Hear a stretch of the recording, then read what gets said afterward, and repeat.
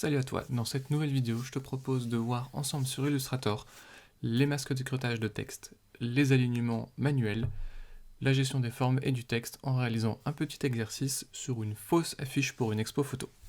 C'est parti.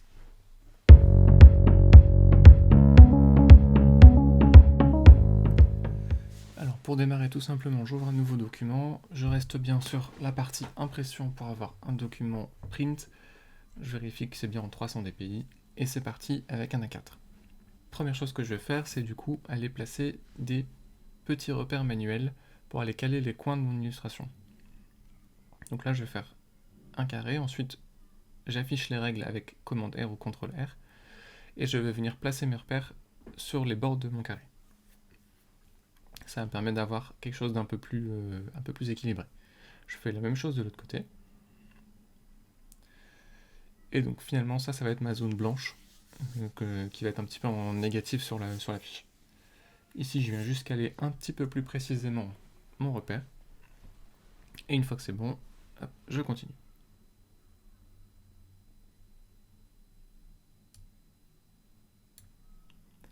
Donc ici, je fais une première forme noire. Donc j'utilise l'outil rectangle pour faire mon premier espace. Et je vais venir le dupliquer. Je viens le dupliquer tout simplement pour l'utiliser aussi comme un repère et comme une marge de décalage. Donc là, en fait, je vais le décaler de la même largeur que le petit carré que j'avais fait juste avant. Donc là, ma forme noire est un petit peu plus petite et je vais pouvoir maintenant la dupliquer pour la reproduire en utilisant la touche Alt, par exemple, pour la déplacer.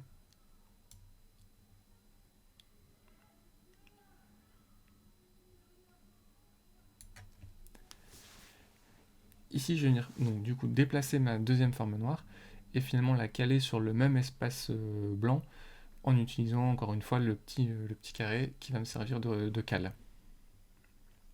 Une fois que c'est fini, on pourra l'enlever bien sûr. Et je reduplique une troisième fois et cette fois je vais changer la couleur pour avoir la partie jaune de mon affiche qui est l'élément, enfin, la couleur principale. Donc là je viens la caler en utilisant les repères automatiques d'Illustrator pour que ce soit bien aligné.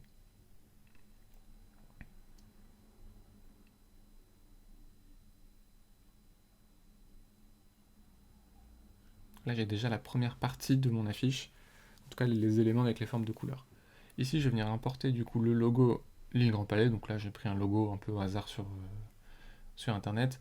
Bien sûr normalement on le passe en CMYN et de préférence si on a la partie vectorielle on utilise le logo vectoriel, mais là c'est pas vraiment ça le sujet. Donc je viens de caler en haut, et ensuite je viens placer une zone de texte.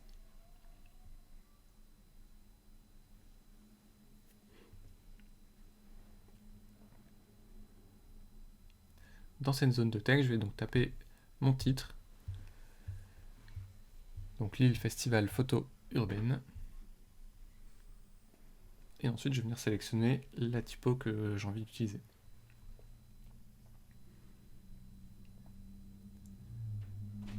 Donc ici, moi j'ai déjà présélectionné mes typos avant, puisque j'ai fait l'exercice avant, et du coup c'est une typo qui est un d'Adobe, du coup que vous pouvez retrouver si vous avez la licence.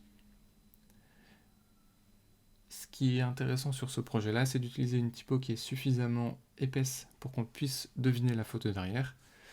Et je voulais quelque chose d'un peu urbain, donc un peu brut dans l'esprit.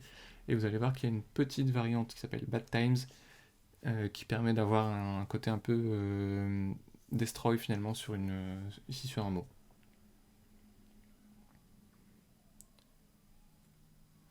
Voilà, et du coup maintenant tout le jeu sur la partie typographique, ça va être de faire en sorte que finalement les lettres soient le plus justifiées possible, donc elles soient à peu près toutes espacées de la même façon.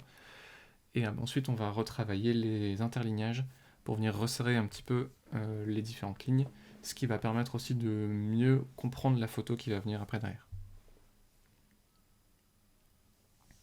Donc là j'ai utilisé la justification pour la caler une première fois, et ensuite je vais manuellement venir corriger l'interlignage pour resserrer un petit peu. C'est aussi lié au fait que comme les tailles des typos sont différentes d'une ligne à l'autre, finalement l'interlignage proposé de base par Illustrator est plus vraiment correct. que je vais juste venir faire ici pour être sûr et pour avoir quelque chose de bien calé, c'est de réutiliser le même espace à gauche et à droite de ma zone de texte. Donc j'ai encore quelques petits ajustements à faire pour que ce soit vraiment bien équilibré partout.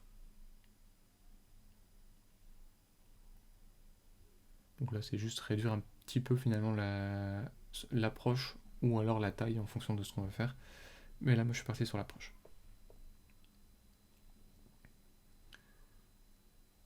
Je vais juste venir faire glisser ma photo.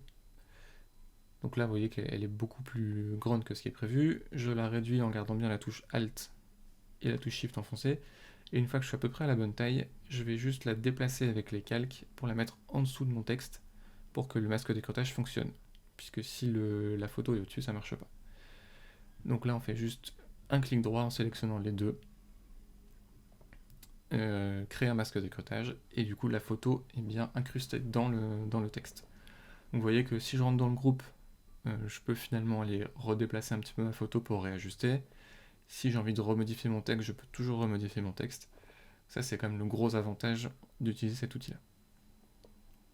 Et ensuite, je vais venir rajouter les derniers éléments, donc par exemple ici les dates et le lieu de l'exposition. Donc je vais mettre ça en haut à côté du logo Lille Grand Palais puisque c'est finalement là que ça se passe. Et là, je vais rester sur une typo un peu plus classique, un peu plus simple, pour pas venir perturber finalement la typo principale et pour avoir quelque chose d'assez lisible sur les infos importantes de l'événement.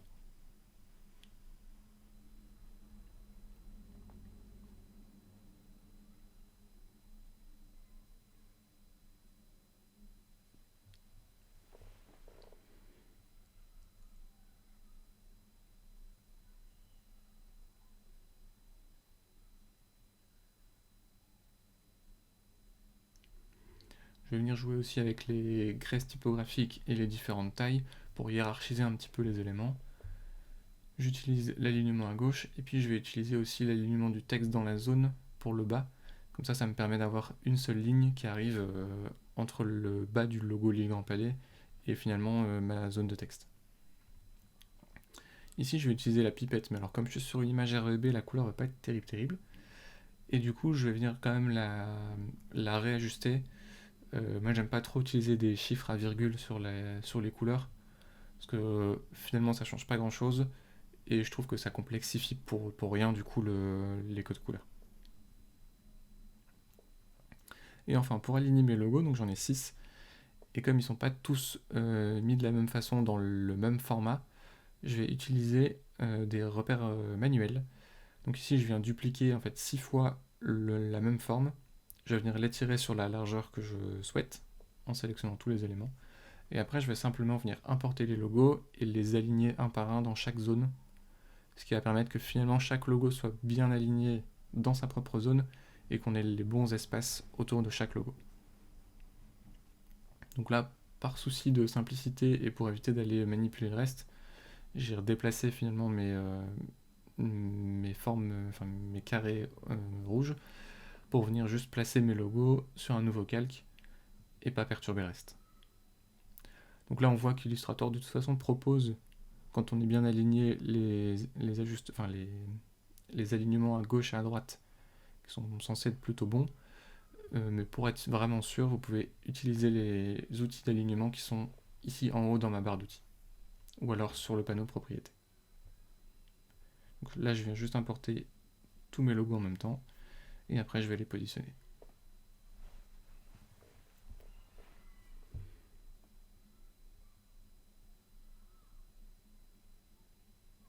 Vous voyez comme chaque logo finalement a sa propre forme. Il y en a des carrés, des rectangulaires, des très aplatis, etc. Je ne peux pas vraiment utiliser les outils d'alignement standard, parce que sinon l'espace tournant autour de chaque logo est très différent, et finalement l'alignement est vraiment pas propre. Donc ça c'est une technique qui permet d'aligner quand il n'y en a pas beaucoup comme ça, c'est quand même assez pratique et finalement c'est assez rapide.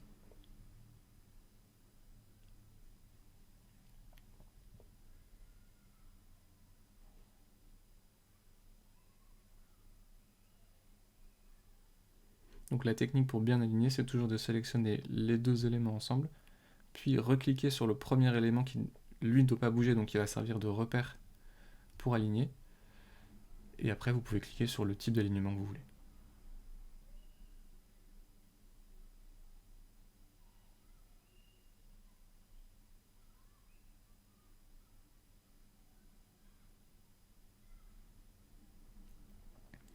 Une fois que tout est bien aligné, je vais pouvoir supprimer mes rectangles rouges, puisque finalement ils ne me servent plus à rien, donc soit je les masque, soit je les supprime. Dans tous les cas, j'ai pas besoin de les afficher. Donc là, ça nous permet d'avoir un alignement qui est quand même assez propre sur les logos. Et du coup, on a finalisé cette affiche. Donc pour finaliser, ici on devait envoyer en impression. Donc normalement on repasse bien tout en CMJN. On vectorise les textes, ce que je suis en train de faire là. Et du coup, on va aussi venir incorporer les images. Donc là, je passe par le panneau lien, je sélectionne toutes mes images.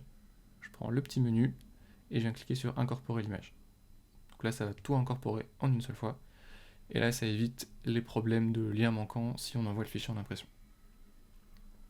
Reste plus qu'à enregistrer le fichier. Donc là, on peut passer sur un fichier Illustrator. Attention, si on laisse cocher la case compatibilité PDF, le fichier est plus lourd. Voilà, c'est terminé pour ce petit tutoriel, j'espère que ça t'a plu. Si tu as des questions, n'hésite pas à les mettre en commentaire. Si tu as aimé, n'hésite pas à mettre un petit like. Si tu as besoin d'autres infos sur d'autres outils, n'hésite pas à les mettre en commentaire et je verrai pour en faire une vidéo. À bientôt.